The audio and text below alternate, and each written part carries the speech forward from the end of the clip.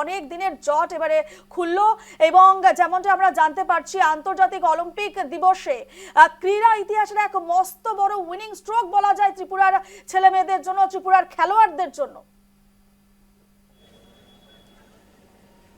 একেবারেই, কারণ ত্রিপুরার অলিম্পিক কিন্তু গোটা ভারতবর্ষ শুধু নয়, আন্তর্জাতিক স্তরে স্বনামধন্য। কারণ 2016 সালে তুমি সবাই যে শুনে থাকবে দীপা কর্মকারের নাম। দীপা কর্মকার শুধু ত্রিপুরা নয়, শুধু উত্তর পূর্বাঞ্চল নয়, গোটা দেশকে দেশে সুনাম কুড়িয়েছে অলিম্পিকে। সেই রাজ্যে কিন্তু 2016 সালের পর থেকে আজ পর্যন্ত ওই রকম আর কোনো অলিম্পিয়াড উঠে আসতে পারেনি যে গোটা দেশে বা রাজ্যের নাম, উত্তর পূর্বাঞ্চলের সুনাম বজায় রাখবে। এই অবস্থায় যে জটিলতা ছিল দীর্ঘদিন ধরে, সেই জটিলতার কার্যত অবসান হলো বলা যেতে পারে। কারণ মুখ্যমন্ত্রী এরকমটা দাবি করেছিলেন যে যাবতীয় জটিলতার অবসান ঘটেছে, এখন থেকে ত্রিপুরা অলিম্পিক জাতীয় স্তরে সরাসরি অংশগ্রহণ করবে এবং ত্রিপুরার ছেলেমেয়েরা সেখানে অংশগ্রহণ করতে পারবে সরাসরি।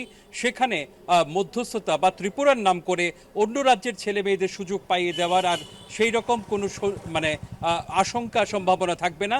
ত্রিপুরার প্রতিভা উঠে আসবে, এরকম সম্ভাবনাই ব্যক্ত করেছেন মুখ্যমন্ত্রী মানিক সাহা। আশা করা যাচ্ছে দীপা কর্মকারের মতো আরও সোনার মেয়ে, সোনার ছেলে ত্রিপুরা থেকে উঠে আসবে। রূপা, একেবারে ভোপাল, আরো একটি বিষয়, আজকের এই বিশেষ দিনে কিন্তু মুখ্যমন্ত্রী মানিক সাহা তিনি কিন্তু একেবারে সমালোচনা করলেন, কটাক্ষ করলেন গত সরকারের, অর্থাৎ পূর্বতন সরকারের বাম আমলের তিনি সমালোচনা করেছেন।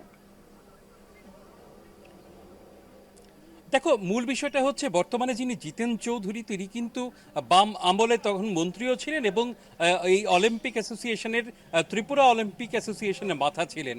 কিন্তু ভারতীয় অলিম্পিক অ্যাসোসিয়েশনের নির্দিষ্ট কিছু শর্ত রয়েছে, সেই শর্ত লাগাতার উল্লঙ্ঘন করে চলছিল ত্রিপুরা।